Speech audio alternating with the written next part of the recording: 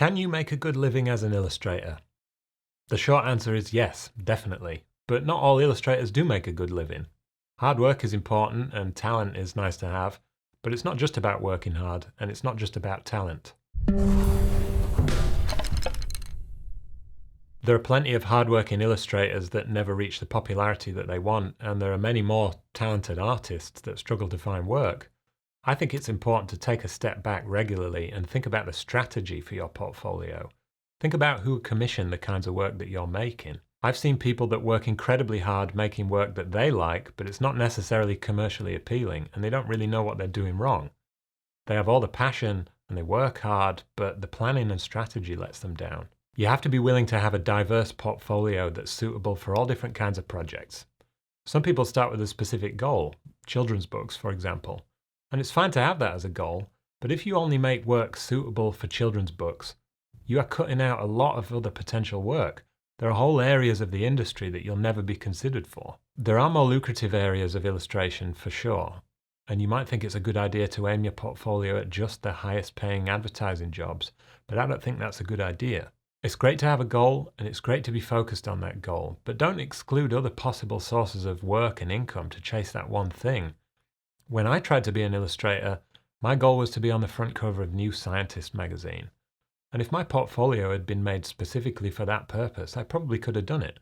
But I would have missed out on so many other opportunities. I'd have achieved my goal, but my portfolio would have only really been suitable for a science magazine, and it would have paid very little overall. A well-rounded portfolio makes a well-rounded career. And you might have magazine work, a couple of books, some packaging, some advertising, maybe some animation. And if you're trying all these different kinds of projects out, whether they're real or you're making them up yourself, it will naturally lead to a variety in your style and in your portfolio. You'll have a mix of quick conceptual magazine work, beautifully crafted packaging designs, and real bold visuals for advertising. If you only show one kind of work in your portfolio, you'll probably only ever be hired for that one thing. As I'm filming, we're in lockdown because of COVID-19, and there are many illustrators that only have magazine work in their portfolio that have had very little to do this year because magazines haven't been commissioning as much, and they don't have any other kinds of work to show to different kinds of clients. If you aim for advertising, you might be able to command huge fees for the projects you do work on, but the reality is those aren't going to be frequent enough to keep you busy. You need a mix of big projects, small projects, short projects, long projects. You might work on a couple of great advertising campaigns in a year, maybe a long book project too, but you probably can't live on that. You need some shorter projects in between to fill the time. If you only work on magazines, you have to stay very busy to make a living because they don't pay that much. Same with children's books. You might be very busy for 6 months, but you might not make that much money. Look at what kind of work you are producing and what you're getting hired for. If that's conceptual magazine work suitable for science magazines, could that also be used for other kinds of projects?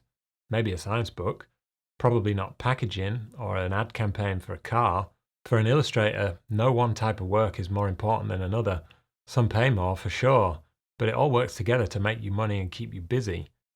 It would be great to have an endless supply of well-paying advertising jobs, but there is a limit to how much you can do in that area, because if your work is splashed over every brand, pretty soon you're not different or interesting anymore.